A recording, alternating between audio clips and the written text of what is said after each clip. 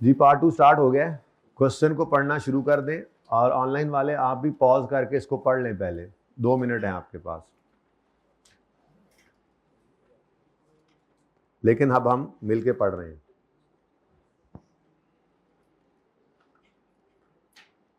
सबसे पहले क्या नजर आ, अच्छा 1 मिनट भाई पॉज कर ही दो, आप लोग भी पढ़ें 2 मिनट में। जी पढ़ा? क्या लग रहा है हो जाएगा? हाथ पांव मारे जा सकते हैं। अब मसला ये है कि यही पेपर में, यही मैं टेस्ट में डाल देता सवाल, सिर्फ ऊपर नाम शाम बदल देता, एक एडजस्टमेंट ऊपर एक नीचे करके बस, ताकि ये आइडिया ना हो। वैसे तो इतने अच्छे नहीं कि आप खुद देख रहे हो जाके सवाल पहले से एडवांस में, लेकिन स्टिल थोड़ा भी तब्दील कर दूं। यही सवाल जो है तब्दील सिर्फ नाम ही कर दूं, यही सवाल टेस्ट में बैठे हुए तो होगा नहीं। अब क्यों होगा? सर सामने है, बस हमने पढ़ना है, अभी उन्होंने करा देना है। सो प्लीज पेपर से पहले फेल होने वाले बच्चे पेपर से पहले फेल होना छोड़ दें। पेपर से पहले फेल हुए थे, टेस्ट से पहले फेल हुए होते हैं, हमसे तो नहीं होगा भाई। अगर आपसे क्लास में आपको सवाल समझ आ गया, आपने घर जाकर उस क्लास वर्क वाले सवाल को दोबारा किया करें, क्लास वर्क को दोबारा किया करें, ठीक है? ये असूल आप याद रखें। क्लास वर्क को दोबारा आज से ऑनवर्ड्स, पहले नहीं कर रहे थे, आज से ऑनवर्ड्स कर लें। क्लास वर्क को पहले दोबारा किया करें, फिर होमवर्क किया करें। अब क्लास वर्क वाला सवाल घर पे किया, हो गया। होमवर्क वाला सवाल किया, हो गया। सब समझ आ रहा है। टेस्ट में वही उसी जैसा सवाल आया, वो नहीं हो रहा, क्या मसला है? डर है और तो कुछ नहीं। तो ये डर आईकैप के पर्चे में तो कई गुना ज्यादा मैग्नीट्यूड का हो जाएगा। अभी तो खोने को क्या है, बस एक टेस्ट, वहां पे 6 महीने मेहनत, फीसें, पता नहीं क्या कुछ स्टेक पे होता है। तो फिर उस डर से निकलना यही मौका है। हर टेस्ट में खुद को इस डर से गुजारते गुजारते गुजारते गुजारते, हाँ जी। पहली छलांग जब नहर में लगाई होगी आपने, जो नहाते हैं नहरों में, कितना डर लगा होगा। दूसरी तीसरी आज तक करते करते अब टेंशन ही कोई नहीं, ठीक है, अब नहाते ही नहीं। तो बेटा आपने प्रैक्टिस करनी है, ये खौफ आहिस्ता आहिस्ता दूर होता जाएगा, सब कुछ आपको आता होता है, ठीक है ना? ओके। सवाल की रिक्वायरमेंट सबसे पहले किस किस ने पढ़ी? वेरी गुड, पहले पढ़ा करें। बाकी जिन्होंने नहीं पढ़ी आइंदा से नियत करें। प्रिपेयर करें relevant extracts including comparatives from Bell's statement of profit और loss and statement of financial position. Notes हैं फाइनेंशियल स्टेटमेंट्स, अच्छा notes to the financial statements are not required. मतलब वो जो अभी आपको पढ़ाया था मैंने, वो लंबी लंबी कहानियां वो बनाने की जरूरत, सिर्फ एक्सट्रैक्ट्स बनाओ और बोरिंग कॉस्ट को नंबर ऑफ मंथ्स की बेस पे निकालो, ठीक है जी। फॉलोइंग इन्फॉर्मेशन पर्टेन्स टू, अब बैलेंस शीट पीएनएल दिमाग के अंदर अब ये फिट हो चुका है कि हमने बैलेंस शीट और पीएनएल में हर चीज पहुंचानी है जो यहाँ पे लिखी हुई है। Following information pertains to non current assets of Bunny Year Limited. In January 19, हमने 19-20 2 साल की फाइनेंशियल स्टेटमेंट बनानी है, ऐसे ही है ना? In January 19, government allotted a piece of land to Bell subject to condition that Bell will establish a factory building on it. अब allotted कितने का ये उसने बताया ही नहीं, लेकिन आसान बात कर दी आगे, land was recorded at its. अब मुझे तो नहीं पता कि कोई पैसे उसने दिए हैं, तो खुद से तो नहीं अज्यूम कर सकते, तो सिंपल क्या करेंगे, entry land debit fair value पे उन्होंने रिकॉर्ड किया है और कोई नॉमिनल वैल्यू नहीं बताई कि पे किया, 1 रुपया 10 रुपए कुछ पे नहीं किया, तो बस सारे का सारा क्या है, इनकम डेफर्ड ग्रांट। क्यों? क्योंकि कंडीशन क्या है, टू एस्टैब्लिश आ, तो ये तो समझो फिर डेप्रिशिएबल एसेट से रिलेटेड ग्रांट बन गई। बस एक लैंड अपनी जगह कायम रहेगा, बस उसको रिकॉर्ड करो और डेफर्ड ग्रांट को रिकॉर्ड कर लो, लायबिलिटी रिकॉर्ड कर लो। अब ये करेंगे इंशाल्लाह, ठीक है जी। अब उसके बाद ये वाली डेफर्ड लैंड तो आ गया ना, ये वाली लायबिलिटी यानी डेफर्ड ग्रांट इनकम में अब सिर्फ तब जाएगी जब ये वाली फैक्ट्री बिल्डिंग कंप्लीट होकर डेप्रिशिएट होना शुरू होगी, ठीक है? अब वही फैक्ट्री बिल्डिंग की बात आ गई। In March 19 Bell started construction of factory building, यानी कि अभी तो बिल्डिंग बनना शुरू हुई है और वो जाके अगले साल 30 जून 20 को कंप्लीट हुई है। इसका मतलब पहले साल में ये ग्रांट का 1 रुपया भी इनकम में नहीं जाएगा। लैंड आ गया, बैलेंस शीट में पीपी में नजर आएगा और ग्रांट पूरी की पूरी 100 रुपए लायबिलिटी में 31 दिसंबर ईयर एंड है, 31 दिसंबर 2019 वाले साल में पूरा 100 रुपया लायबिलिटी में पड़ा होगा, 1 रुपया इनकम में नहीं जा सकता। क्यों? जिस चीज से रिलेट कर रही है वो बिल्डिंग, और बिल्डिंग 31 दिसंबर 19 तक बनी ही नहीं। और फिर बिल्डिंग का CWIP नजर आएगा, जाहिर सी बात है 19 वाले साल में, क्योंकि वो कंप्लीट नहीं है, कुछ कॉस्ट इनकर हो गई होगी। अब अगले साल 30 जून को जाके वो बिल्डिंग कंप्लीट होगी, CWIP से निकल के PPE में आएगी, 6 महीने डेप्सिट हो, तो ये 100 रुपया फिर अगले साल उसी बेस पर 6 महीने उसी के बराबर बिल्कुल बिल्कुल हशर नशर जैसा करना होता है, ठीक है, वो इनकम में जाएगा। ठीक है। अच्छा, अब ये बिल्डिंग बनाने के ऊपर उन्होंने जनाब ये पेमेंट्स की हैं, ठीक है जी, और 1 जुलाई को पेमेंट होती रहे। आपको पता होना चाहिए 30 जून पर अगर कंप्लीट हो गई है तो बिल्डिंग, लेकिन ये तो हमारे साल में ही आ गया था, मसला नहीं है। ज़्यादा बड़ा मसला क्या है? ज़्यादा बड़ा मसला ये है कि CWIP जो है उसके अंदर ये सारा कुछ ही जाना है वैसे तो, लेकिन पहले साल के एंड पे इसमें से अब देखना पड़ेगा कि कितना जाना चाहिए। थर्ड बिल ऑफ कॉन्ट्रैक्टर 1 जनवरी पे तो देख लेंगे, ठीक है। बहरहाल ये जो पैसे थे, ये पैसे फाइनेंस किए गए हैं थ्रू अ गवर्नमेंट, फिर गवर्नमेंट ग्रांट आ गई, a government grant of 200 million. अब ये वाली गवर्नमेंट ग्रांट जो है इसकी एंट्री क्या होगी? Again cash debit, deferred grant credit.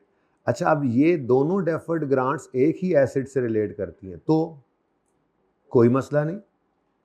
जब बिल्डिंग कंप्लीट होगी, देखो ये वाला कैश जो आता है ये तो इस्तेमाल हो जाता है ना। मसला तो इस लायबिलिटी का जो क्रेडिट साइड पे पड़ी है, अब इसका क्या करें? इनकम तो बनाया नहीं है, तो फायदे की चीज़ थी, तो ये भी इंतज़ार करेगी।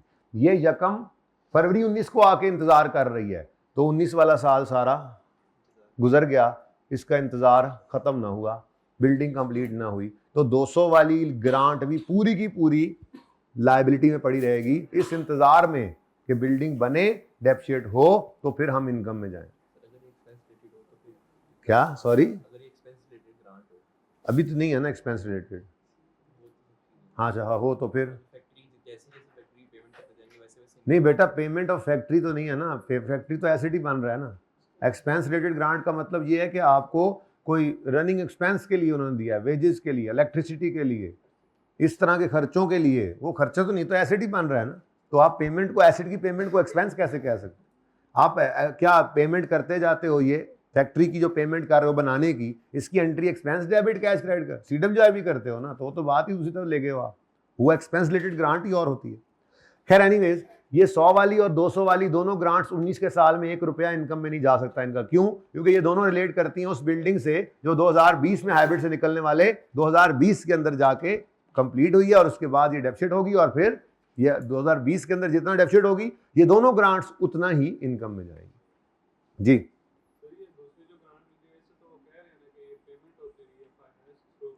तो पेमेंट होगी तो ये कैश यूज होता जाएगा बेटा। तो कैश की तो बात ही नहीं कर रहा, मसला तो इस लायबिलिटी का है, इसको क्या इनकम बना लूं आज जब रिसीव हुई है? जब पे करते जाएंगे तो उसको इनकम बनाते जाएं। कैसी बात कर रहे हैं आप? नहीं, पहले भी ऐसे नहीं करते। हमने पे तो सारी की सारी ग्रांट कर दी थी ट्रैक्टर खरीदने के लिए, अगर पैसे आए थे तो फिर सारी इनकम क्यों नहीं बनाई थी? मेरे दोस्त, आपको कैश मिला 100 रुपया, आपने कहा जी इससे एसेट खरीदना है, इसलिए आज इसको क्या कर दें, डेफर्ड ग्रांट बना लें, ठीक है जी। उसके बाद आपने इससे एसेट खरीद लिया। एसेट कौन सा खरीदा? ट्रैक्टर। आपने ट्रैक्टर जो खरीदा वो 500 का था लेट से, तो आपने ये वाला कैश प्लस अपना जेब वाला 400 मिला के 500, अच्छा चलो अज्यूम करो 100 रुपए का ही ट्रैक्टर था, सारे पैसे गवर्नमेंट ने दे दी। अब मुझे बताओ, ये तो कैश यूज हो नहीं गया, तो सारा इसको इनकम बना लें आप आज। ये तो वही बात कर दी आपने भाई, कैश आया, कैश यूज हो गया, कैश की तो लड़ाई नहीं है। ग्रांट तो ये पड़ी हुई है, इसके बारे में काम है, इसके बारे में सवाल है कि इसको इनकम में कब डालें, जब रिलेटेड कॉस्ट एक्सपेंस बने। रिलेटेड कॉस्ट क्या है?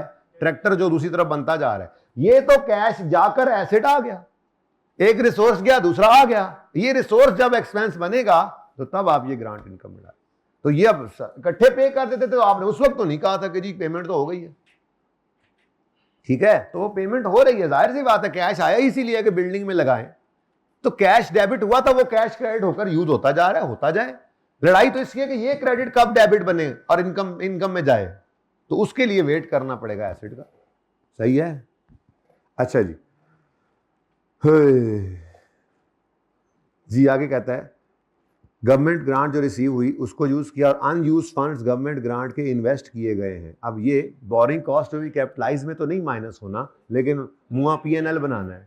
जो पीएनएल बनाया था रिसीट पेमेंट में इसके बैलेंस को निकाल लेना ताकि उस पर इंटरेस्ट इनकम निकाल के पीएनएल में अदर इनकम में शो कर सको। ओके, हैवी सवाल है, आप कह रहे थे आसान है। फिर ये एक सोर्स था। दूसरा सोर्स क्या है? Withdrawals from following running finance facilities.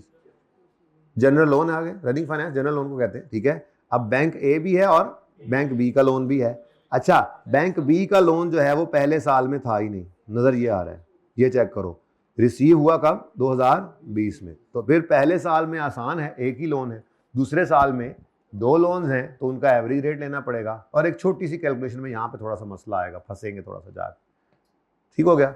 और उसके बाद ये वो सवाल है जिसकी मैं अक्सर आपको, जिसका हवाला भी दिया करता था कि पहला शायद सवाल है जिसके अंदर रनिंग फाइनेंस का भी क्लोजिंग बैलेंस शीट में शो हो सकता है। उसकी वजह क्या है? उसकी वजह यह है कि बैलेंस ऑन 31 दिसंबर 2020 पहली बार ऐसा है रनिंग फाइनेंस का क्लोजिंग बैलेंस उसने हमें बताया है कि 31 दिसंबर 2020 पे या 31 दिसंबर 2019 पे कितना बैलेंस आउटस्टैंडिंग था। वरना आज तक हमें क्या होता था? लिमिट और एवरेज जो यूज करते रहे। क्लोजिंग डेट पे कितना है मैं कहता था जी वो पता नहीं है, इसलिए बैलेंस शीट में हम इसको लिख नहीं सकते थे। आज उसने बता दिया है 31 दिसंबर 19 पे लोन ए 250 रुपए का पेएबल था as on 31 December 19, as on 31 December 20 ये कितना है? और इसमें दूसरा भी आ गया, वो भी है। तो बैलेंस शीट में करंट लायबिलिटीज में इनको शो करना है, आज नहीं छोड़ना। फिर यही वो सवाल इसमें मैं हवाला दिया करता था, क्या मार्कअप फॉर 2019 पूरे साल का इंटरेस्ट कितना है? इस लोन पे पूरे साल का इंटरेस्ट कितना है? 22। जितना कैपिटलाइज हो गया वो एसेट में चला जाएगा, बाकी कहां जाना चाहिए? तो ये 2 पॉइंट्स थे इसके अंदर अच्छे। ऐसे ही अगले साल के अंदर भी है, पूरे साल का इंटरेस्ट 2020 के पूरे साल का इंटरेस्ट। पेएबल की बात तो बाद में देख लेंगे, फिलहाल तो markup expense, interest expense markup, ठीक है। पूरे साल का उसने बताया है, जितना कैपिटलाइज हो जाएगा वो एसेट में चला जाएगा, जो बच जाएगा वो पीएनएल। माफी नहीं है आज 2019 में है ही बैंक ए। 2019 के अंदर तो बैंक बी की ओवरड्राफ्ट फैसिलिटी आई नहीं थी। तो ये इस तरह से डेटा गिवन है, ये देखो, ये 2019 है, ठीक है, और ये 2020 है, ठीक है। वो एवरेज बैलेंस उसने इसलिए दिया है 2020 में क्योंकि हमें एवरेज रेट निकालना है। 19 में तो लोन ही एक था तो रेट भी एक है, इसलिए ये वाला बैलेंस, तो ये 19 है। 19 की 2 चीज़ें बताई उसने और 20 में एक एडिशनल चीज़ बताई, एवरेज बैलेंस, जो हमें चाहिए होता था, ठीक है। आसान कह रहे थे। अच्छा, आसान पॉइंट भी है ना, जैसे पहला पॉइंट आसान था, जैसे आखिरी पॉइंट आसान है। Manufacturing plant, the manufacturing plant was purchased on यकम अगस्त 20 at a cost of 420। 1 minute जरा, यकम अगस्त 2020 पर आपने एक प्लांट खरीदा है, ठीक है जी। तो प्लांट डेबिट, कैश क्रेडिट, आपने अपनी जेब से अपना नंबर आपका आ गया 420 पे करके ये प्लांट खरीद लिया। अब वो कहता है ये प्लांट जो खरीदा है हमने, इसमें से 420 का खरीदा है ना, ₹240 was finance through an interest free loan from, यानी 240 रुपए का लोन बैंक, पता नहीं कब उन्होंने किसी वक्त में गवर्नमेंट ने एक लोन दिया था, ठीक है। वो लोन हमारे पास पड़ा हुआ है।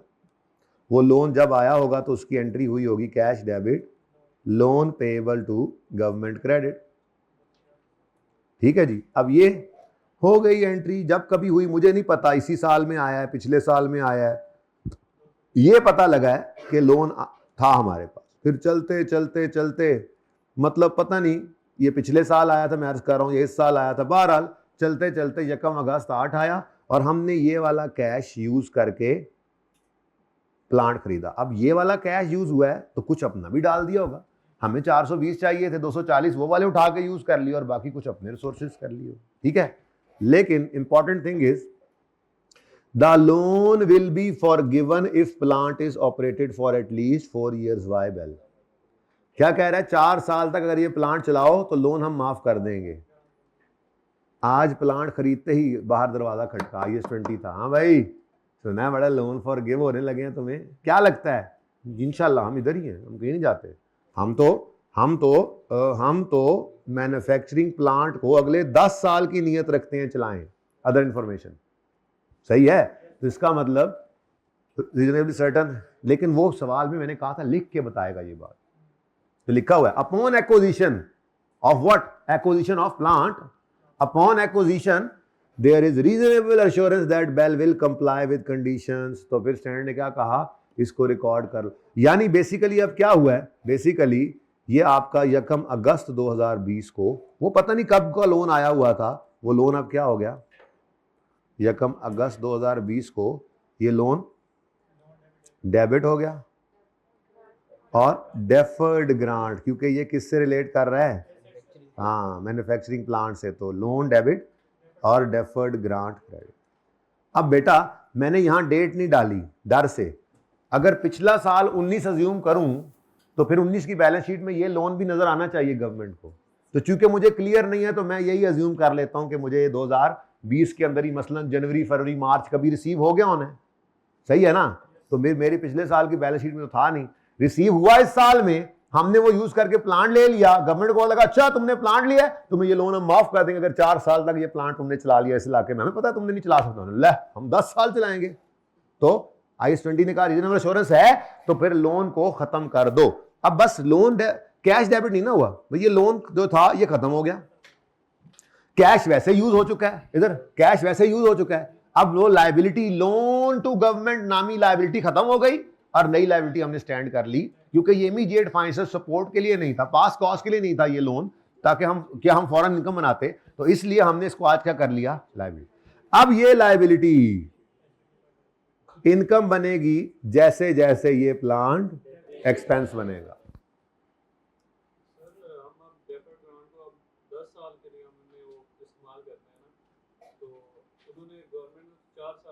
जी जी,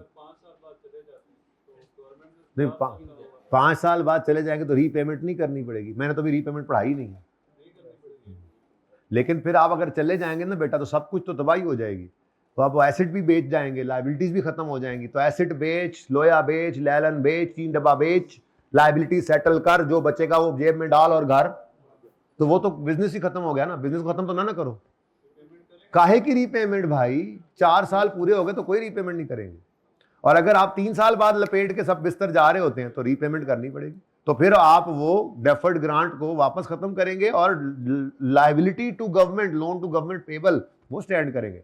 फिर एसेट्स बेच के बिजनेस बंद किया तो गवर्नमेंट को पैसे दे के ही घर जाओगे, वरना घर नहीं जाने देंगे वो, ठीक है। अच्छा फजूल सवाल ना किया करो, चले आगे, चले, बिजनेस ही बंद करा दो यार, कितने तुम संगतिल लोग हो यार, इतनी मुश्किल से हम वो पता नहीं क्या क्या जनाब फैक्ट्री लगा, लोन ले, पता नहीं कैसे कैसे करके हम बिजनेस घंटियां बजाने वाले बिजनेस कर रहे हैं, तुम बिजनेस बंद करा दो, हाँ दो गई यार, खबरदार किसी ने हमारा बिजनेस बंद कराया तो तुम्हारा उधार भी देना था, चलो तो बैड डेट तुम रिकॉर्ड कर लो। अच्छा बेटा अदर इंफॉर्मेशन ज्यादा इंपॉर्टेंट है, वैसे टाइम निकल गया सारा गपशप में। Bell uses cost model for subsequent measurement of PP, ठीक है जी। कॉस्ट मॉडल किसके लिए है, चलो काश केस में रीवैल्यूएशन का भी एक पॉइंट होता, ज्यादा मजा आता। कहाँ जा रहे हो तुम हाइब्रिड से, अच्छा सलीम भाई है, सलीम भाई कहाँ जा रहे हो आप, अच्छा तो मजा आता जरा ज्यादा है, पर नहीं है। All government grants are recorded as deferred income, मैंने कहा था सवाल खुद बताएगा, आप पे नहीं छोड़ेगा, वरना आप जो मर्जी कर लें, लेकिन हर सवाल आपको बताएगा, सिर्फ थ्योरेटिकल सवाल चुप कर जाएगा। मसलन एसेट रिलेटेड ग्रांट की एक एडजस्टमेंट देगा कि गवर्नमेंट ने ग्रांट दी है जिससे आपने एक प्लांट खरीदना है और डिस्कस कर दो, तो उसमें फिर वो छोड़ देगा कौन सा मेथड है, ताकि आप दोनों बता सको कि ये एसेट रिलेटेड ग्रांट है, रिसीव हुई है तो लायबिलिटी बनाएंगे और इसको इनकम में डालना है, या इसको एसेट में से नेट करके रिड्यूस एक्सपेंस रिकॉर्ड, तो वो दोनों लिखने पड़ते हैं, तो तब वो चुप करते हैं, वरना न्यूमेरिकल सवालों में हमेशा आपको बताएगा वो कौन सा मेथड है जी, नहीं कौन सा मेथड यूज करते हैं, कॉस्ट मॉडल। डेफर्ड इनकम बनाते हैं और part of it is transfer to income, और useful life of factory building and manufacturing plant is 25 साल एंड 10 साल रिस्पेक्टिवली, ठीक है जी। बस इतना सवाल है, ये अभी हो जाएगा, नहीं कोशिश ना करें आप, अभी मैं करा ही देता हूँ। अच्छा क्या करें, कोशिश करनी है, नहीं टाइम ज़्यादा नहीं, आप लोग कोशिश करेंगे घर पे मैं तो नहीं कराऊंगा।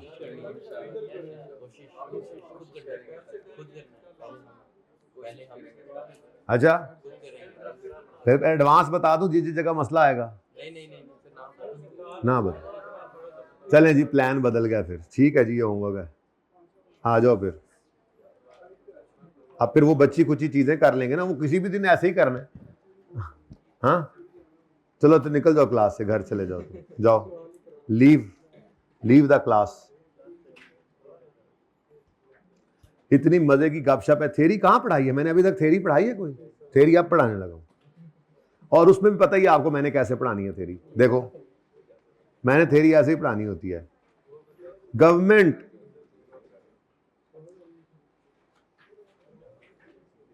यार साइज क्या रखें राइटिंग का? ये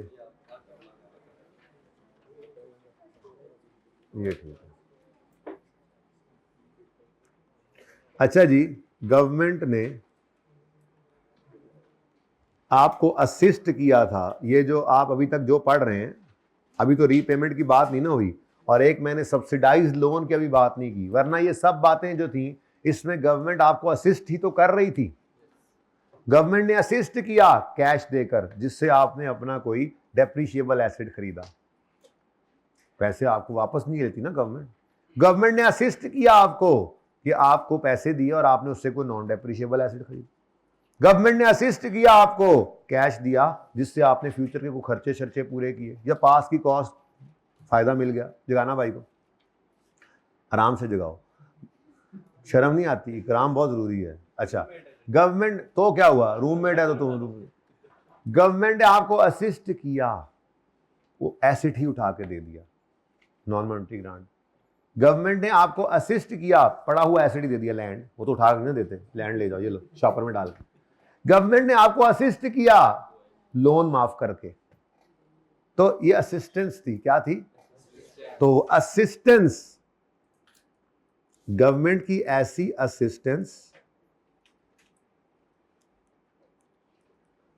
जो पहली बात आपको डायरेक्टली आपको हो, डायरेक्टली आपको है, तो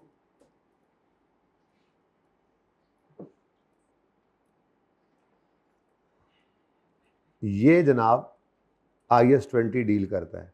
डायरेक्टली अगर आपको है तो ये IAS 20 इस असिस्टेंस से डील करता है, जिसमें अभी तक जो मैंने आपसे बात की है वो ऐसी असिस्टेंसेस की बात की है जिनको मॉनेटरी वैल्यू असाइन की जा सके। मतलब खुद ही मनी, उसको मॉनेटरी वैल्यू क्या असाइन करनी, जितने पैसे उन्होंने दे दिए, या एसेट दिया हमने उसको, उसकी फेयर वैल्यू मार्केट में है, हमने उसकी मार्केट वैल्यू उसको एक वैल्यू असाइन कर ली कि जी ये ट्रैक्टर 50,000 5 लाख का जी, 30 लाख का जी मसलन बाजार के अंदर मौजूद है, इस वक्त बिकता है, तो उस जैसा एसेट हमें मिला है, तो आप वैल्यू असाइन कर सकें। या तो कैश है, उसको तो कैश ही है, या उसको कोई वैल्यू असाइन कर सकें। तो ऐसी असिस्टेंस जो डायरेक्टली आपको हो, पहली शर्त क्या है? डायरेक्टली आपको हो, और दूसरी शर्त उसको कोई मॉनेटरी वैल्यू असाइन की जा सके। Monetary value can be assigned. तो ऐसी असिस्टेंस जो डायरेक्टली आपको हो और उसको कोई मॉनेटरी वैल्यू असाइन की जा सके, उसको कहते हैं गवर्नमेंट ग्रांट। क्या कहते हैं जी? Government grant.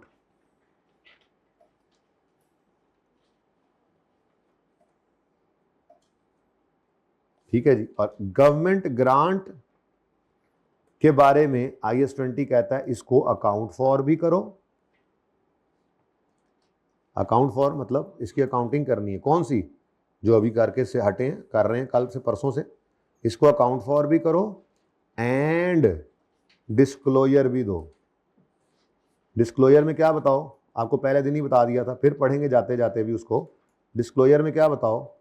Nature and extent of grant, कोई अनफुलफिल्ड कंडीशंस, कोई अकाउंटिंग पॉलिसी या मेथड ऑफ प्रेजेंटेशन, ये बताओ ग्रांट के बारे में। कि 3 बातें थी ना, कि अकाउंटिंग पॉलिसी और मेथड ऑफ प्रेजेंटेशन बता दो, नेचर एंड एक्सटेंट बता दो, कोई अनफुलफिल्ड कंडीशन या कंटिजेंसीज अटैच्ड है तो वो बता दो।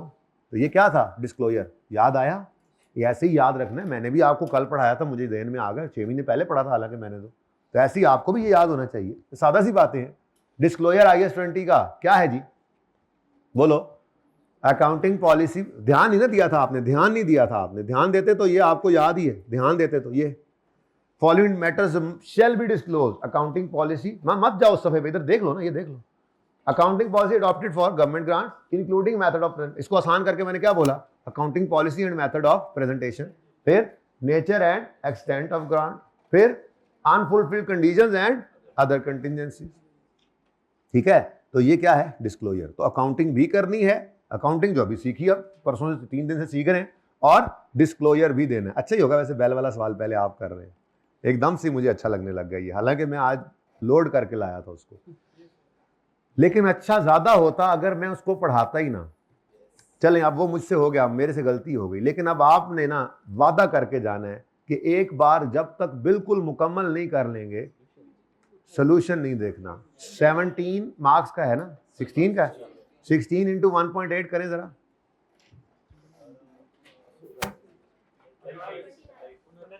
अब आपने इसको करना है 25 मिनट में। क्यों? मैंने रीडिंग टाइम आपका सेव किया, और जैसे मैंने रीड कराया उसका मतलब आपको 20 मिनट में करना चाहिए था, लेकिन चलो 25 में कर लो। Because reading time, planning time, वो जो आपका लगना था सवाल में 2 दफा 3 दफा तक रीड करके, वो मैंने अब सेव कर लिया। इसलिए वैसे तो 20 मिनट बनते थे, लेकिन चलो डिस्काउंट है, 25 मिनट के टाइमर को लगा के करना है। और इंशाल्लाह वो बच्चे इसी दफा पास होंगे जो बगैर सोल्यूशन देखे एक बार उसको मुकम्मल कर देंगे पूरा, और फिर बाद में सोल्यूशन देखेंगे।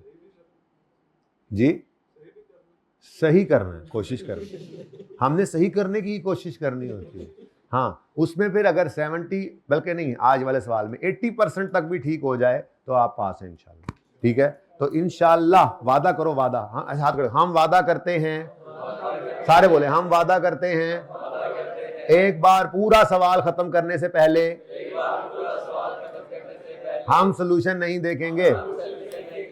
अब वादे पे पकड़ है, मैं बता रहा हूँ। अल्लाह वैसे इनको माफ कर देना, लेकिन ये नहीं देखेंगे इंशाल्लाह। ठीक है, अब ये ना होगा को सवाल करते ही नहीं है यार, वादा पूरा करना पड़ेगा। तो इंशाल्लाह आप इसी दफा पास है, मैं बता रहा हूँ आपको। बस इस चीज को कोशिश करनी है बेटा, आपने डेवलप करना है। ठीक है, प्लीज इसको समझिए। आपने क्लास में सवाल सही कर लिया, आपने होमवर्क वाला सही कर लिया, टेस्ट देख दूख के कर लिया, क्या फायदा? आप ICAP में पास हो गए, फायदा हो। बच्चा कहते हैं ना सर, वो अब मिठाई में क्या लेके आऊँ, कहता हूँ यार तुमने जो बोला ना मुंह से, पर्चा पास हो गया, ये मिठाई होती है। यकीन करें आप, बड़ी बड़ी बहुत जबरदस्त मिठाई होती है। पास होने जा रहे हैं फिर आप लोग इंशाल्लाह हैं। अच्छा, गवर्नमेंट ने असिस्टेंस दी आपको डायरेक्टली, आपको IAS 20 में वो फॉल कर गई। अगर उसको मॉनेटरी वैल्यू असाइन की जा सकती है तो उसकी अकाउंटिंग भी करेंगे और डिस्क्लोजर भी देंगे। और इसमें सिर्फ अभी जो चीज रहती है ना, वो है सब्सिडाइज्ड लोन, वरना मैंने आपको सब पढ़ा दिया। हाँ, फॉरगिवेबल लोन इंटरेस्ट फ्री वाला पढ़ाया है, इंटरेस्ट बियरिंग वाला कोई खास बात नहीं है, बस एंट्रीज करनी, आज दिल नहीं किया, हो सकता है एंड पे जाते जाते वो करा दूं। ठीक है, वो कोई ऐसी चीज है नहीं, फॉरगिवेबल लोन ही है वो। ठीक है ना, उसकी ट्रीटमेंट बता दी है। तो मॉनेटरी वैल्यू असाइन की जा सकती हो असिस्टेंस को, वो क्या कहलाती है? Government grant. जो चीज रहती है इसमें वो सिर्फ क्या है? Subsidised loan. ठीक है, अच्छा, अगर गवर्नमेंट ने आपको असिस्टेंस दी है और उस असिस्टेंस को मॉनेटरी वैल्यू असाइन नहीं की जा सकती, monetary value can not be assigned, ये आप गौर करें तो आपने अभी तक ऐसी कोई चीज पढ़ी नहीं है। क्या ख्याल है, क्या आपने ऐसी कोई असिस्टेंस अभी तक देखी है? जो हम परसों से पढ़ रहे हैं, आज तीसरा दिन है हमारा गवर्नमेंट ग्रांट पे, और अभी तक हमने कोई एक ऐसा सवाल नहीं देखा था जिसमें वो कहे कि गवर्नमेंट ने हमें जो है वो फलां तरह से असिस्ट किया है और आप उस असिस्टेंस को कोई मॉनेटरी वैल्यू असाइन ना कर सकते हो। कोई एसेट उठाकर दे दें तो आप उसको भी फेयर वैल्यू पर रिकॉर्ड करके मॉनेटरी वैल्यू असाइन कर लेते हैं। तो इसकी को फिर मिसाल दें, अगर ऐसा ही है तो इसकी को मिसाल दें कि कोई ऐसा क्या काम होगा कि मॉनेटरी वैल्यू असाइन ना हो सकती हो।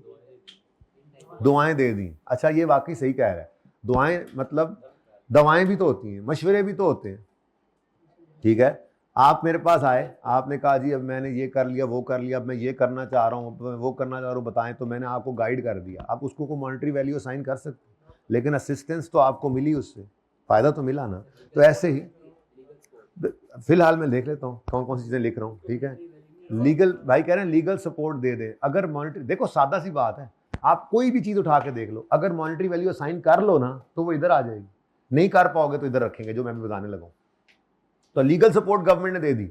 अगर आप अंदाजा लगा सकते हो कि ये अगर वकील करता तो इतने पैसे होते, तो लीगल वैल्यू साइन होगी, वैल्यू ले जाओ उधर। तो ये तो सादा सी बात है। वैल्यू असाइन ना हो सके तो फिर मैं बात कर रहा हूं, असाइन हो जाए तो बता दिया है, गवर्नमेंट ने आपको सपोर्ट की है, उसको वैल्यू असाइन कर ली। देखो लीगल सर्विसेज की भी एक फेयर वैल्यू होगी कि नहीं होगी, आपको लीगल सर्विसेज दे दी गवर्नमेंट, लीगल सपोर्ट दे दी, तो उसकी कोई फेयर वैल्यू होगी नहीं होगी, कि आप अगर बाहर देखो वकील करते तो कितने खर्चा आता आपको, तो असाइन तो हो सकता है। तो बहरहाल सादा बात है, अगर वैल्यू असाइन कर लो तो गवर्नमेंट ग्रांट है, उसकी अकाउंटिंग अब आपको आती है। वो ग्रांट या तो एसेट से रिलेट करेगी या income expense, income in asset, मैंने कहा ना grant related to expense, standard में उसका नाम लिखा हुआ है ग्रांट रिलेटेड टू इनकम, मतलब मैंने एक्सपेंस लिखा, जरा समझ अच्छे से आता है, पर बात एक ही। तो आगे कहानी वही है, ठीक है। तो अगर नॉन मॉनिटरी, अगर असिस्टेंस डायरेक्टली आपको मिली और उसको आप मॉनिटरी वैल्यू भाई असाइन नहीं कर सकते, तो खड़े होना ना, जरा खड़े होना, नहीं खड़े हो जाओ, बेंच पे खड़े हो जाओ, ना फरमानी करते हो, खड़े हो जाओ, चप्पल पहने तो होता आसानी हो जाएगी, खड़े हो जाओ, खड़ा उठा नहीं जा रहा, इतने ही खड़े हो जाओ, इतने खड़े हुए थे, इतने ही खड़े हो जाओ, फिर बैठ जाओ, फिर खड़े हो जाओ, खड़े हो जाओ, अब ऐसे ही खड़े रहो। अच्छा जी, अगर आप मॉनेटरी वैल्यू असाइन नहीं कर सकते, अगर आप मॉनेटरी वैल्यू असाइन नहीं कर सकते लेकिन असिस्टेंस डायरेक्टली आपको दी गई है, तो इसको कहते हैं गवर्नमेंट असिस्टेंस, ग्रांट नहीं कहते। क्या कहते हैं? अभी असिस्टेंस तो वो भी थी, असिस्टेंस ये भी है, लेकिन स्टैंडर्ड ने इसका नाम असिस्टेंस रखा है, जिसको मॉनेटरी वैल्यू असाइन ना हो सके। तो गवर्नमेंट असिस्टेंस के बारे में IAS 20 कहता है कि इसकी अकाउंटिंग क्या करें, जब मॉनेटरी वैल्यू ही नहीं असाइन हो सकती, तो फिर जब मॉनेटरी वैल्यू असाइन ही नहीं हो सकती तो फिर अकाउंटिंग किसकी करें?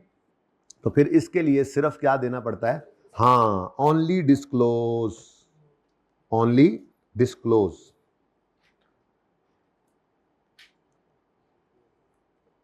क्या डिस्क्लोज करें? अब वहीं डिस्क्लोजर्स में चलते हैं, वहीं डिस्क्लोजर्स में चलते हैं। अब वो डिस्क्लोजर टिक भी कर लेना।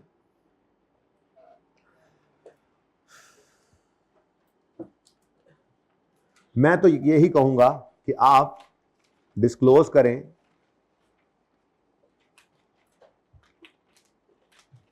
ये 3 बातें यूं लिख देना, मैं यूं लिख देता हूं, मैं ये किसके लिए हैं?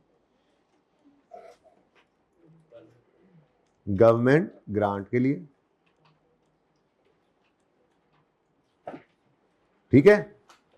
Accounting policy adopted for government grant including method of presentation, nature and extent of government grant recorded in financial statements and indication of other form of government assistance from which entity has directly, ये वाली बात जो है ना, ये आप अलग कर लें, ये असिस्टेंस के बारे में, ठीक है।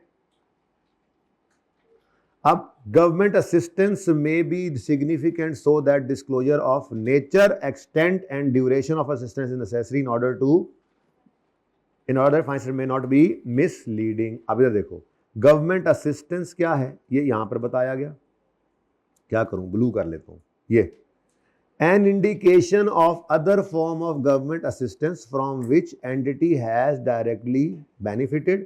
अब ये बीच में जो बात है ये असिस्टेंस की आ गई। तो गवर्नमेंट असिस्टेंस के बारे में क्या बताओ? उसकी नेचर, उसका एक्सटेंट और ड्यूरेशन।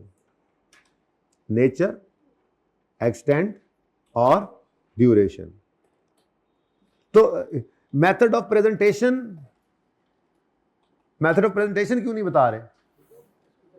प्रेजेंट कैसे? P&L बैलेंस शीट में तो क्या कुछ नहीं, तो रिकॉर्ड नहीं होती, नॉन मॉनेटरी, वो उसको तो मॉनेटरी वैल्यू ही नहीं असाइन हो सकी, तो फिर उसके बारे में सिर्फ क्या बता दो। क्या कहता है जी? पहले क्या कहता है जी? कि आपने indication of other form of government assistance to which entity has directly benefited, इसको मैं कोई अलग से कलर करता हूं, ये गवर्नमेंट असिस्टेंस आ गई। इसके बारे में क्या कह रहा है जी, गवर्नमेंट असिस्टेंस के बारे में कि वो हो सकता है सिग्निफिकेंट हो, तो फिर डिस्क्लोजर दो of nature, extent and duration, ताकि फाइनेंशियल स्टेटमेंट्स मिसलीडिंग ना हो। सिर्फ बताना है। अच्छा, मिसालें आएगी ना सामने तो समझ आ जाएगी कि क्या चीज है असिस्टेंस, लेकिन मैं जरा लिख दिया ना ओनली डिस्क्लोज। गवर्नमेंट ग्रांट क्या है, आपको डायरेक्टली असिस्टेंस मिली है, उसको मॉनेटरी वैल्यू असाइन की जा सकती है। अच्छा भला मैंने उठ के सवाल करना था, सारा लेक्चर ही बैठे बैठे गुजर गया।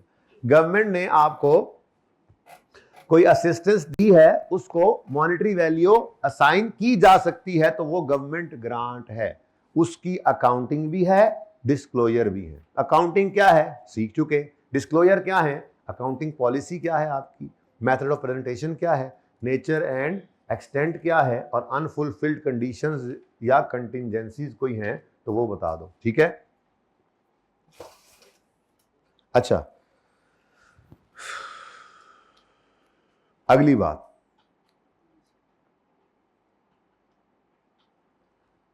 अगर आपको असिस्टेंस मिली है, डायरेक्टली आपको मिली है, लेकिन आप उसको मॉनेटरी वैल्यू असाइन नहीं कर सकते, तो फिर अकाउंटिंग तो हो नहीं सकती उसकी।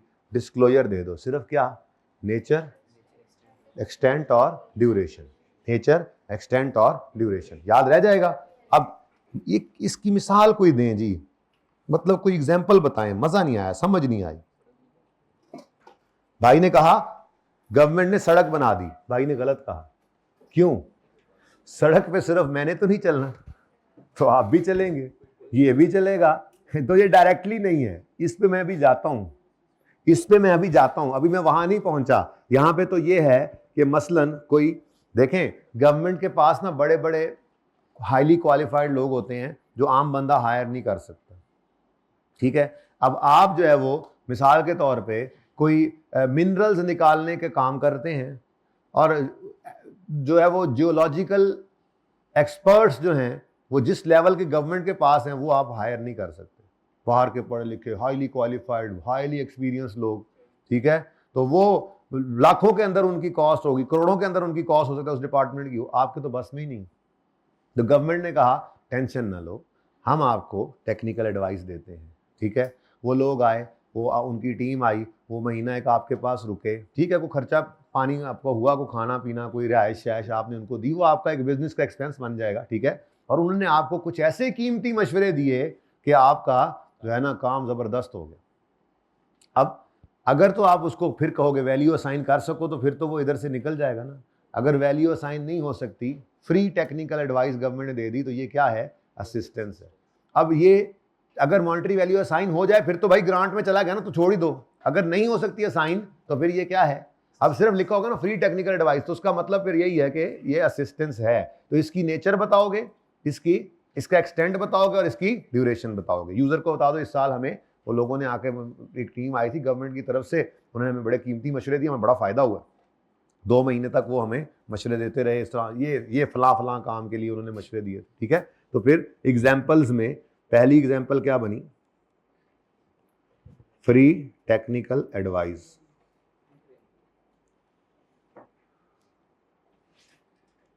अभी भाई ने एक रोड बनवाई थी, मैंने उसको चुप करा दिया। ठीक है। Free technical advice. अच्छा, आपको बाहर से मटेरियल रॉ मटेरियल मंगवाना पड़ता है। ठीक है। और आप पर बाहर वाले वेंडर एतबार अगर नहीं कर रहे, तो गवर्नमेंट ने कहा गारंटी हम देते हैं जी, इसको बंदा पैसे दे देगा, आप सामान भेज दिया करें, गारंटी प्रोवाइड की। क्या वैल्यू असाइन करें, एहसान किया उन्होंने हम पे हैं। कुछ एहसानों को मॉनेटरी वैल्यू थोड़ी असाइन की जा सकती है। हमें कोई सामान देने को तैयार ही नहीं था बाहर से, गवर्नमेंट ने कहा कोई बात नहीं, हालांकि हमारी गवर्नमेंट में भी चलो खैर एतबार कर, गवर्नमेंट ने कहा आप इसको दे दें सामान, हम इसकी गारंटी देते हैं, पैसे नहीं देगा तो हम देंगे। उन्हें पता है हम निकलवा के दे देंगे, कोई मसला नहीं है, ठीक है। तो गवर्नमेंट ने प्रोवाइड गारंटी कर दी, अगर आपकी प्रोवाइडिंग गारंटीज, अब ये गारंटी आपको मिली है। अच्छा पता है क्या है, ये मैं ना गपशप में आपको ये सारी चीजें पढ़ा रहा हूं, आपको पता नहीं लग रहा, वैसे समझ नहीं आती असल में। अच्छा, प्रोवाइडिंग गारंटीज, या तीसरी चीज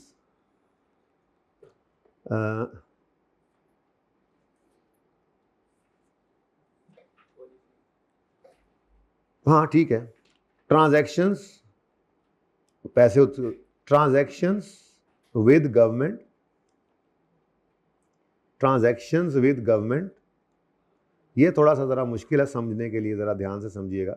transaction with government which are not distinguishable, which are not distinguishable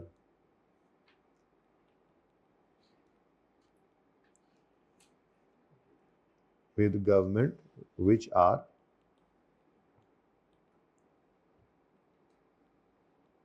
not distinguishable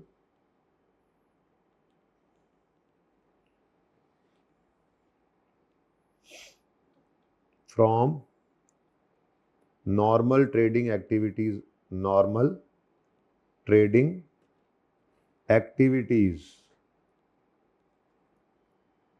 of business। मसलन आप बनाते हैं बल्ब, फिलिप्स का तारा चमक रहा है, नाम से हर कोई क्या था मांग रहा है, फिलिप्स, फिलिप्स, कोई और नहीं, सिर्फ फिलिप्स बल्ब आप बनाते हैं, फिलिप्स।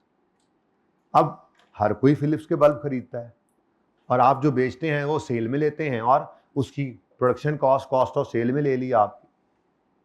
गवर्नमेंट ने कहा हम पार्लियामेंट की बिल्डिंग में नई वायरिंग करने लगे हैं, और इस पूरी पार्लियामेंट की बिल्डिंग के अंदर बल्ब नए लगाने हैं, तो आप फिलिप्स नहीं हैं, बेसिकली आप फिलिप्स नहीं है, सॉरी, ठीक है, आप तो डिलिप्स हैं, ठीक है, तो आपकी कंपनी का नाम डिलिप्स बल्ब, ठीक है। अब गवर्नमेंट ने कहा कि हम फिलिप्स क्यों खरीदें, वो तो बाहर की कंपनी है, हम आपको ही सपोर्ट करते हैं ऐसे कि ये ऑर्डर हम आपको अवॉर्ड कर देते हैं, ठीक है। अब ये आपकी एक नॉर्मल ट्रेडिंग एक्टिविटी है। गवर्नमेंट पार्लियामेंट के लिए बल्ब आपसे खरीदती, ना खरीदती तो कोई और खरीद लेता, उन्होंने खरीद लिए, तो ये आपकी ट्रेडिंग एक्टिविटी ही तो है। तो इसको क्या मॉनेटरी वैल्यू असाइन करें, ये बस एक एहसान जरूर है कि उन्होंने आपसे सामान उठा लिया, लेकिन ऑलरेडी इसकी अकाउंटिंग तो आपकी चल रही है ना, cash debit, sale credit, cost of sale debit, inventory credit, वो तो आप कर ही रहे हैं। वो बल्ब इन्होंने खरीद लिए, गवर्नमेंट ने, वो बल्ब गवर्नमेंट ना खरीदती तो बाहर को और लोगों को आप बेच देते। सपोर्ट जरूर आपको हुई है, एक अच्छा बड़ा ऑर्डर मिल गया आपको सुकून से बैठे बिठाए, ठीक है, लेकिन आप बड़े एहसान फरामोश किस्म के लोग होते हैं, पता कहते हैं भजन अगर हाँ ये ना भी लेते तो हमने बेच ही लेना था, हमारा डिलिप्स बल्ब फिलिप्स को भी आजकल काट चुका हुआ है। एक बात कर रहा हूं, सपोर्ट तो आपको जरूर मिली है, एक ऑर्डर आपको मिल गया, लेकिन भाई सपोर्ट किस में मिली है, यही तो आपकी ट्रेडिंग एक्टिविटी है। तो ये डिस्टिंग्विशेबल नहीं है आपकी नॉर्मल ट्रेडिंग एक्टिविटी से। गवर्नमेंट ने कोई ऐसा ऑर्डर आपको दे दिया, वही आप काम करते हैं, वो गवर्नमेंट ने ऑर्डर दे दिया, आपने चीज बना के अवाम को भेज दी, आपने चीज बना के हुकूमत को भेज दी, फर्क क्या पड़ता है इससे। तो ये क्या है, असिस्टेंस है, जिसको मॉनेटरी वैल्यू असाइन नहीं की जा सकती। असिस्टेंस है गवर्नमेंट के से डायरेक्टली आपको है, मॉनेटरी वैल्यू असाइन नहीं की जा सकती, तो ये आपकी गवर्नमेंट असिस्टेंस कहलाएगी। इसका सिर्फ क्या देना होगा आपने, डिस्क्लोजर। ओके जी, सही है। अब आते हैं भाई की सड़क की तरफ। अगर कोई असिस्टेंस आपको इनडायरेक्टली मिली है, असिस्टेंस आपको मिली है, डायरेक्टली नहीं मिली बल्कि इनडायरेक्टली मिली है, तो IS-20 कहता है मुझे इससे क्या, मैं तो इसको जानता ही नहीं, ये ऐसी चीज है जो मेरे स्कोप से बाहर है। इनडायरेक्टली आपको असिस्टेंस मिली है गवर्नमेंट की तरफ से असिस्टेंस। ये जो भाई ने सड़क की बात की थी तो असिस्टेंस ही है।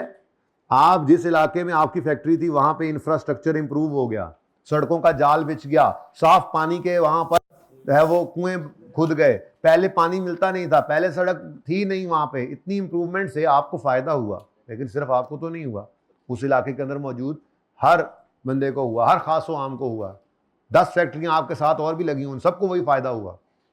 असिस्टेंस तो है लेकिन इनडायरेक्टली। अगर इनडायरेक्टली कोई असिस्टेंस गवर्नमेंट की तरफ से मिल जाए तो फिर ये क्या है जी, ये out of scope of IAS, यानी IAS 20 की अकाउंटिंग इसमें नहीं लगनी। फिर आप जो मर्जी वैसे डिस्क्लोजर देते रहे, ना भी दें तो कोई मसला नहीं। सबको पता है कि ये एक ट्रेड टैक्स फ्री जोन बना दिया उन्होंने, इंडस्ट्रियल जोन बना दिया उन्होंने, ये कर दिया वो कर दिया उन्होंने, ठीक है। इसका कोई जर्नल एंट्री नहीं IAS 20 के तहत, इसका कोई डिस्क्लोजर नहीं IAS 20 के तहत, ठीक है। तो यहां पे धोखा देता है आपको MCQs में या डिस्कशन वाले सवालों में ऐसी कोई चीज लिखकर आप फटाफट कहते हैं इंफ्रास्ट्रक्चर इंप्रूव, आपने कहा गवर्नमेंट ने असिस्टेंस दी, क्या ग्रांट तो है नहीं है, असिस्टेंस दी। और भाई असिस्टेंस है या नहीं है, उसके लिए जरूरी क्या है, ये आपको असिस्टेंस मिले और उसको मॉनेटरी वैल्यू असाइन ना हो सके, ठीक है। तो फिर indirectly out of scope of IAS 21, out of scope है ये, क्या है जी, out of scope of IAS 20, ठीक है। तो भाई रोड जो है वो बिल्कुल फायदे की चीज है, लेकिन वो फायदा सबको मिलना है, कल्ले तानू नहीं मिलना है। इसलिए IAS 20 कहता है बस ठीक है, इसकी कोई अकाउंटिंग नहीं। मैं IAS 20 पढ़ा रहा हूं ना, उस हिसाब से मैं बता रहा हूं, नो अकाउंटिंग यानी no journal entries and no disclosure. इसकी एग्जांपल्स कोई ले लेते हैं। देखो शुक्र है बैल वाला सवाल हमने नहीं किया है ना, देखो इतना कुछ कर लिया आज, इतनी अहम बातें कर ली। असल में उलट चलने की आते हैं हमें, बस ले डूबी आजकल तो, है ना, क्या फायदा होता है, उलट चलते चलते आते हैं। भाई जो शुरू में बात करनी थी वो एंड पे कर रहे हैं, वो ठीक है ना, अब अकाउंटिंग सारी सामने है ना, तो अब ये बात करना आसान है। पहले दिन आपको ये पढ़ा था अकाउंट फॉर करेंगे, उनके क्या अकाउंट फॉर करेंगे, अब पता है आपको अकाउंट फॉर, अकाउंटिंग मतलब क्या है, जर्नल एंट्रीज क्या है, कहाँ पे नहीं हो सकती, मजबूरी होगी, और फिर ये तो वैसे ही स्कोप से बाहर निकल गया। No journal entries, no disclosures.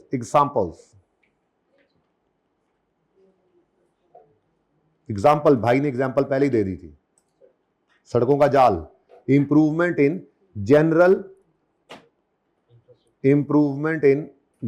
Trading activity, general improvement in, छाती मार के आना, बस मेरे दिल में जरा आपको फिर पढ़ने के लिए देना, तो जरा मिलती जुलती बातें मिल जाएगी आप। Improvement in general trading conditions,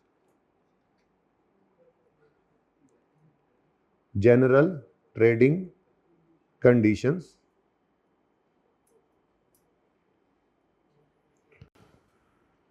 like infrastructure development। अब इसी में सारा कुछ ही आ जाता है, ठीक है जी।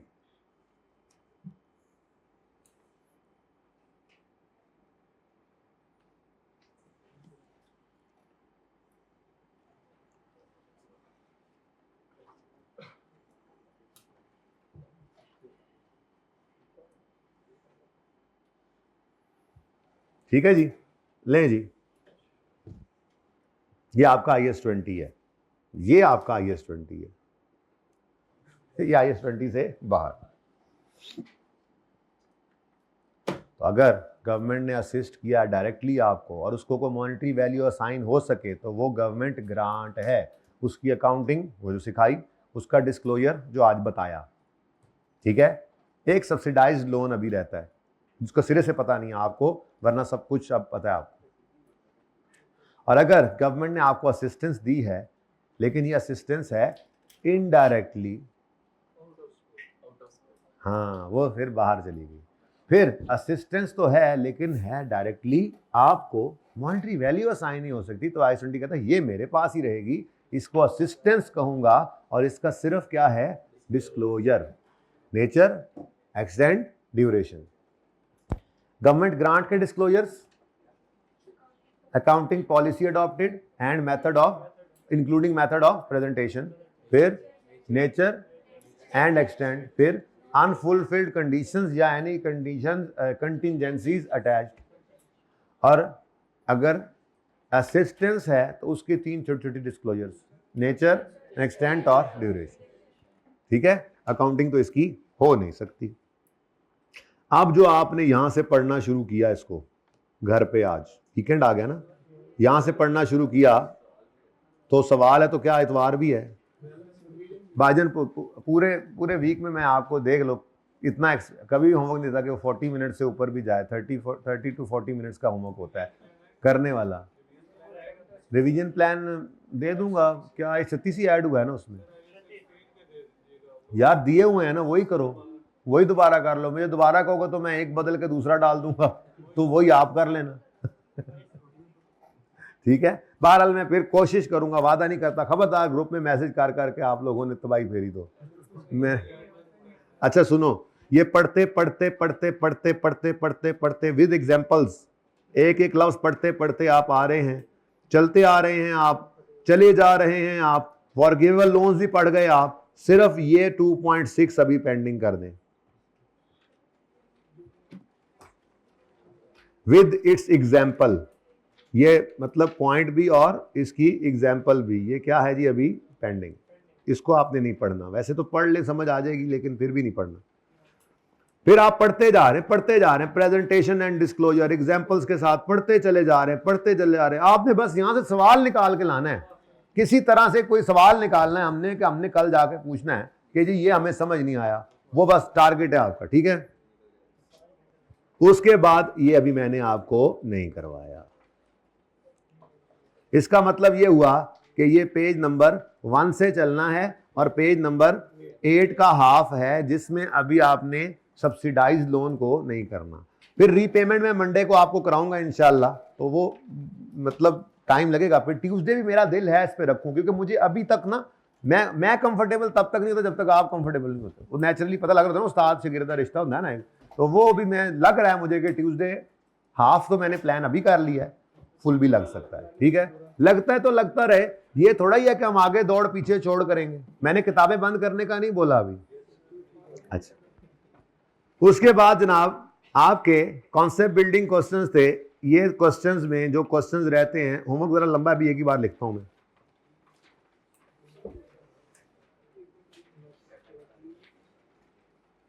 ये वो एक स्टूडेंट ने यहां से सवाल किया था, आसान सा है ये सवाल, लेकिन क्या है, एक पैकेज डील, मतलब गवर्नमेंट ने एक आपको पैकेज पूरा दिया है, उसके अंदर कुछ इमीडिएट फाइनेंशियल सपोर्ट कर दी, कुछ उन्होंने लेबर वेजेस की मद में पैसे फ्यूचर के लिए दे दिए, कुछ उन्होंने एसेट खरीदने के लिए दे दिए। तो ये क्या बन गया, एक पूरा होल पैकेज। तो ये छोटा सा सवाल नंबर 8 भी होमवर्क में आ गया।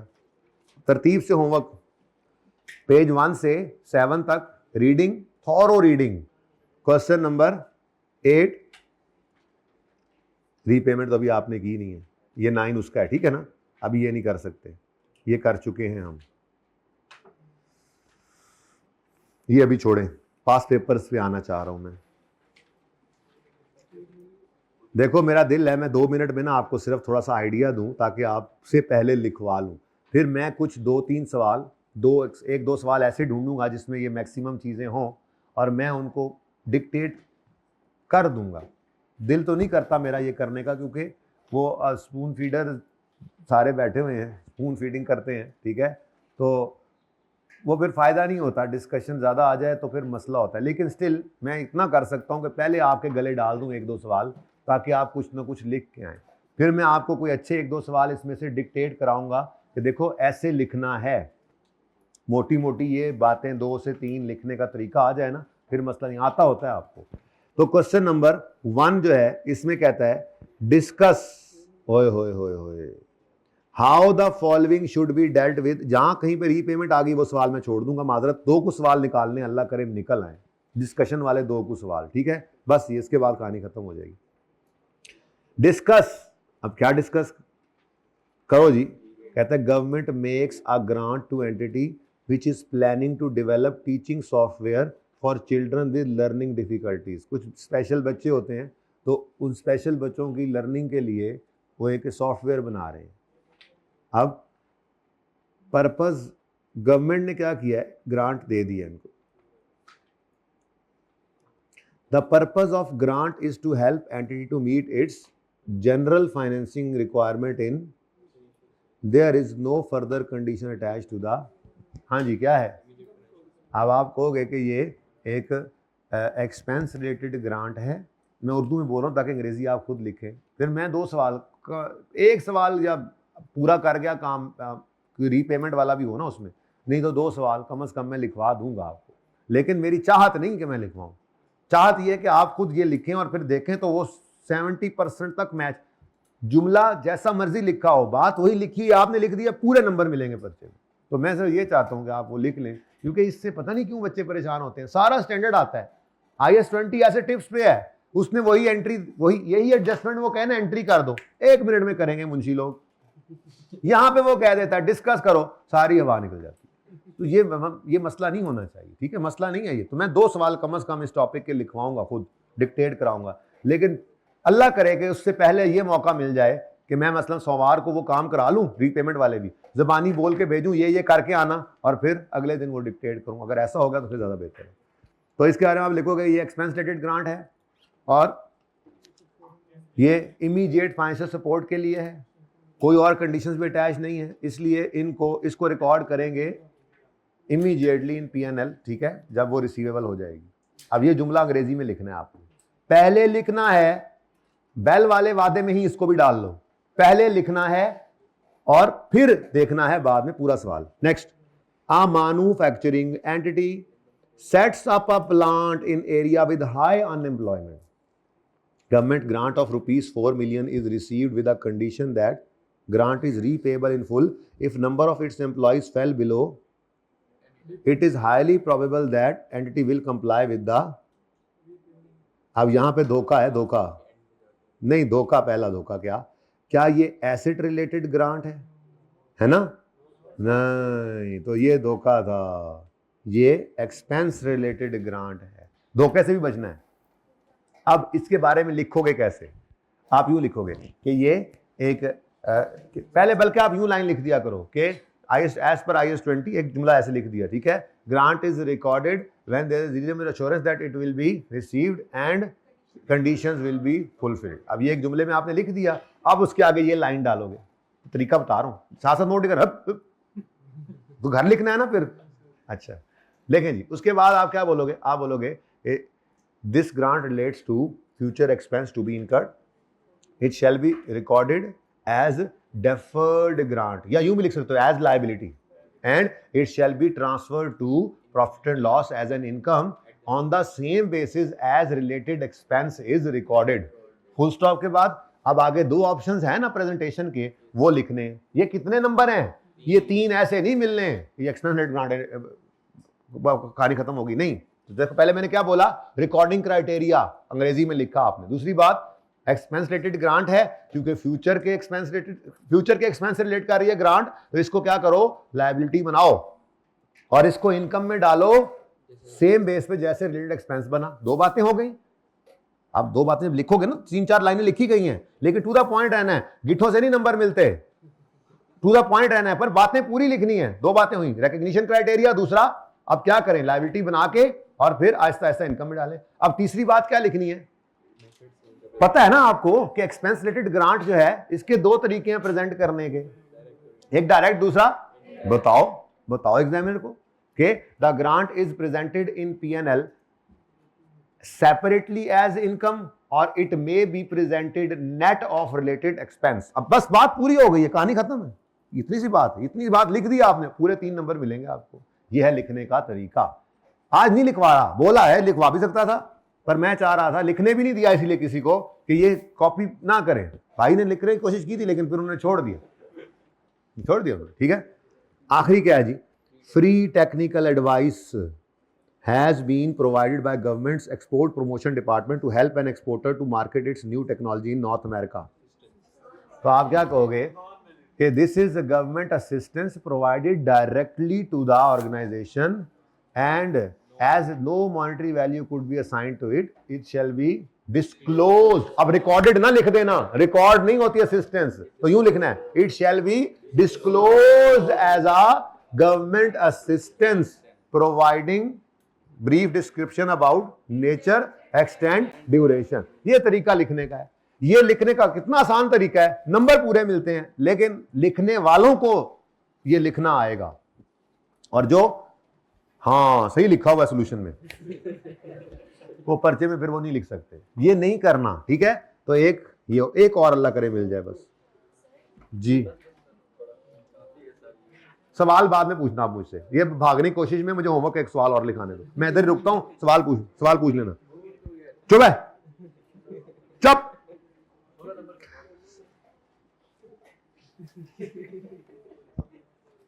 चौथा नहीं हो सकता, वैसे हाफ हो सकता है लेकिन पूरा ही इकट्ठा करेंगे ना होमवर्क। नहीं, हाफ भी नहीं हो सकता, सब्सिडाइज लोन है। ये पूरा सवाल सब्सिडाइज लोन है, नहीं हो सकता।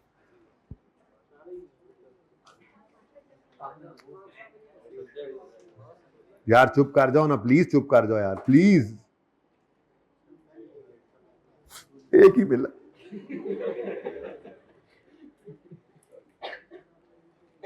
होमवर्क।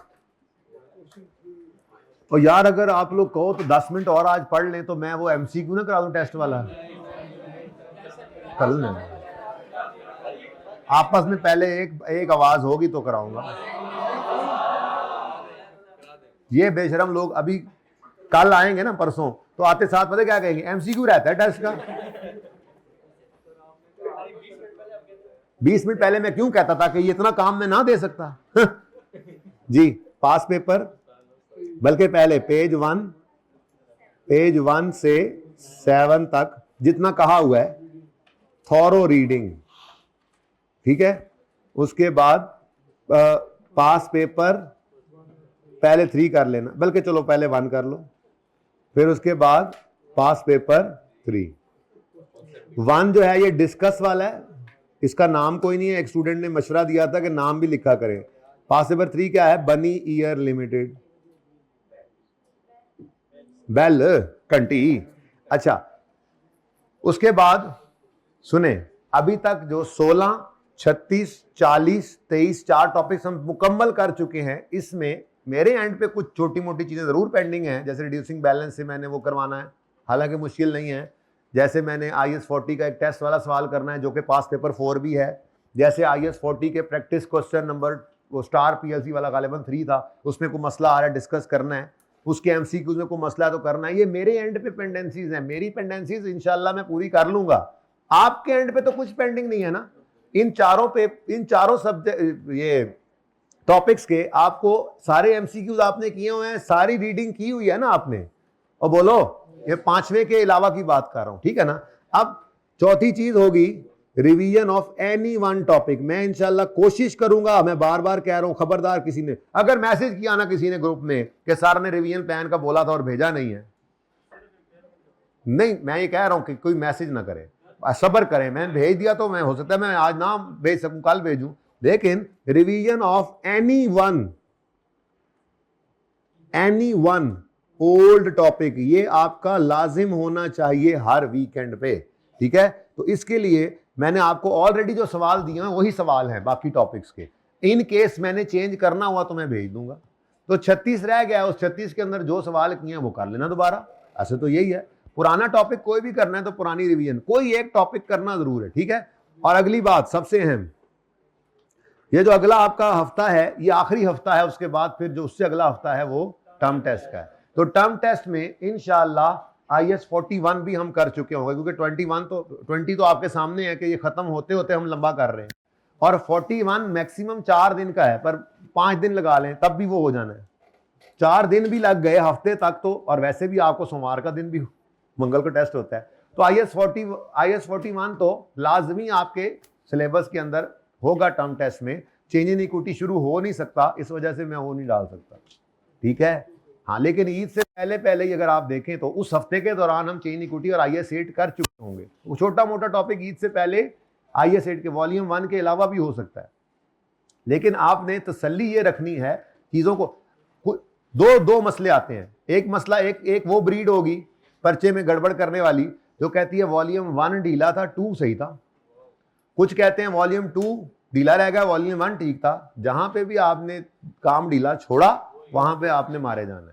तो इसलिए ये टर्म टेस्ट एक नेमत समझे, ये अराउंड 50% मार्क्स इसमें से बन जाने, तकरीबन अराउंड 50% मार्क्स इसमें बन ही जाने तकरीबन, एडजस्टमेंट्स मिला के तो इससे ऊपर भी जा सकते हैं। अराउंड कह रहा हूं, ठीक है। यानी कि छोटे सवाल अगर इसमें से कर ले तो 15 नंबर के छोटे सवाल आ जाने हैं, कोई 15-18 नंबर का एक बड़ा सवाल आ गया, तो ये कोई मेरे ख्याल में कोई 30-35 नंबर के इस तरह से सवाल भी इनमें से बन सकते हैं एमसीक्यूज डालें, फिर दूसरे सवालों में एडजस्टमेंट डालें, तो 50% से ज्यादा मार्क्स का ये समझ लें आपका हिस्सा है। तो ऐसे टर्म टेस्ट को देना जैसे आई कैप का पर्चा है, डू और डाई है, हमने इसमें मर जाना है या नहीं, मरना नहीं है, हमने इसमें पर्चे को मार ही देना है, मरने की इजाजत नहीं है फिलहाल, ठीक है ना। हमने या मार देना है या मार देना है पर्चे को, ठीक है ना। ओके, तो इंशाल्लाह इसको आप देखेंगे। आप कोई सवाल है तो पूछें। पैकेज, हाँ वेरी गुड यार, जीता रहा भाई। ओ यार, क्या आप लोगों ने तो करना ही था, अच्छा उसने याद करा दिया। तो ये जनाब कॉन्सेप्ट बिल्डिंग क्वेश्चन नंबर 8 है, आप पैकेज डील, यही था ना। तो सही है, पेज नंबर बता दो। ठीक है जी। तो भाई बेटा आपका कोई सवाल था? चलो जी, फिर छुट्टी देता हूं, इनका सवाल मैं अलग से देख लेता हूं। ठीक है, ठीक है जी, आज के लिए इतना ही। जिंदगी रही तो मंडे को मुलाकात होगी, काम करके आना। अल्लाह हाफिज़।